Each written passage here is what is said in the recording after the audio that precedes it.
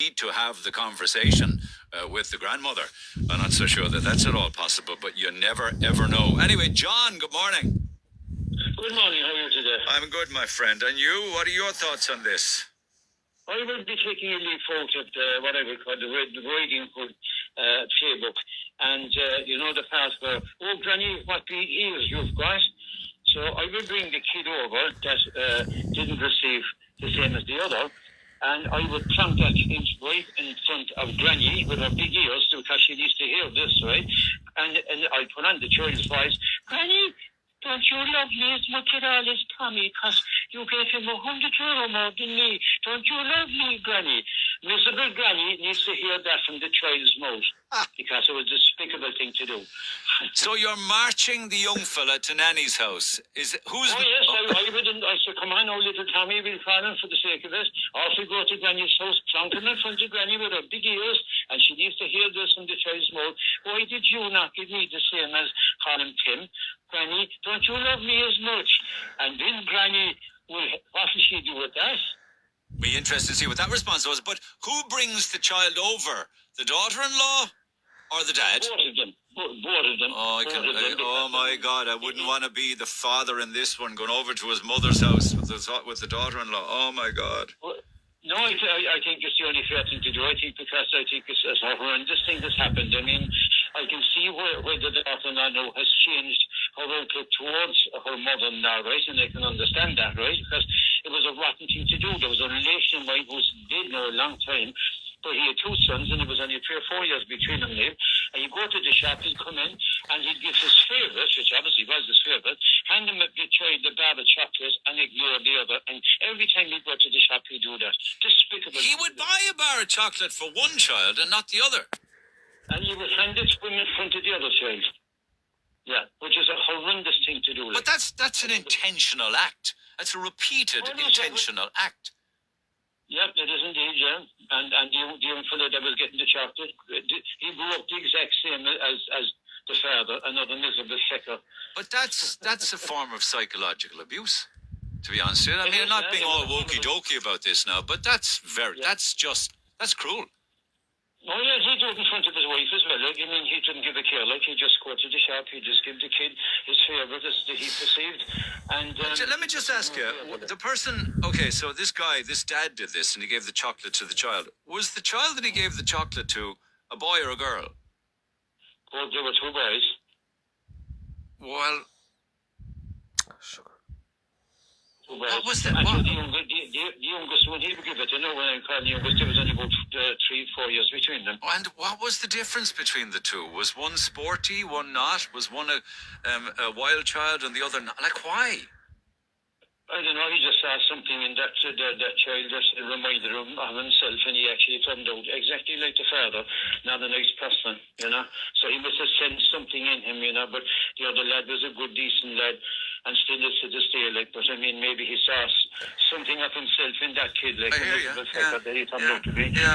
But I think the other I would hate to take that to my grave, though, in your dying moments when everything flashes before your eyes, they say, everything comes back to you.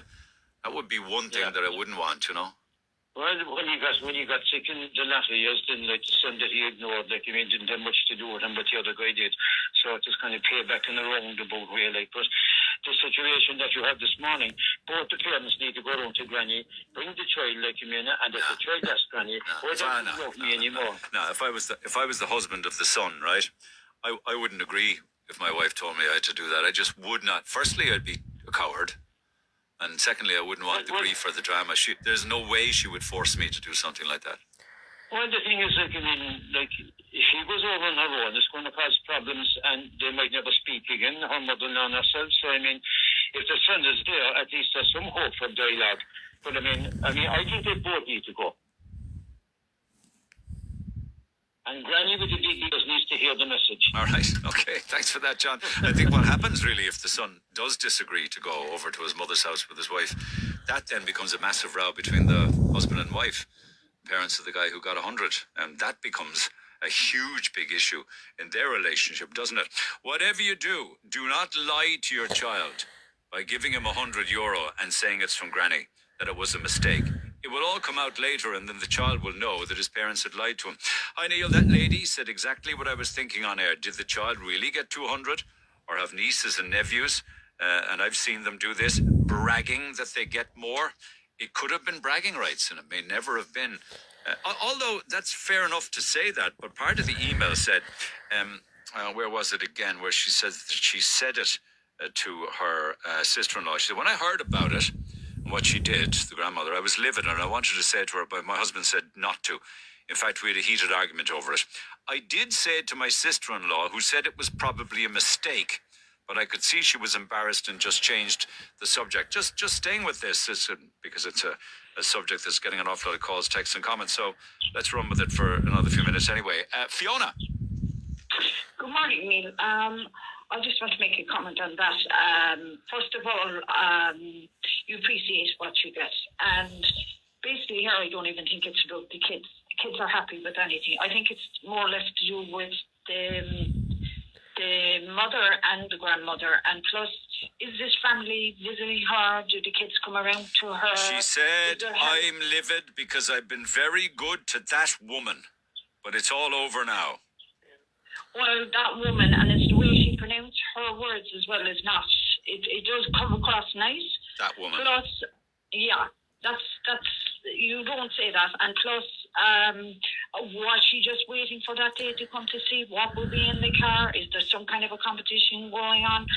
And you appreciate what you get, because if we all had to go to family members and say one gave 50, the other gave 100, why didn't you give that?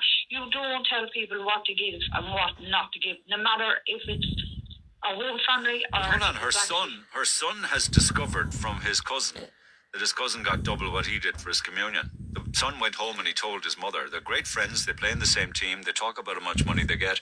That's when my son found out that his nana gave double the money she gave to the other grandchild. So how does a mother respond to a son when the son come home and says that to her? Well, she just got to be the adult here and say, look, maybe she had a little bit more and she gave it or whatever, but like what's happening here, it's blown out of proportion. Like the adults need to say to each other, this was Nana's decision.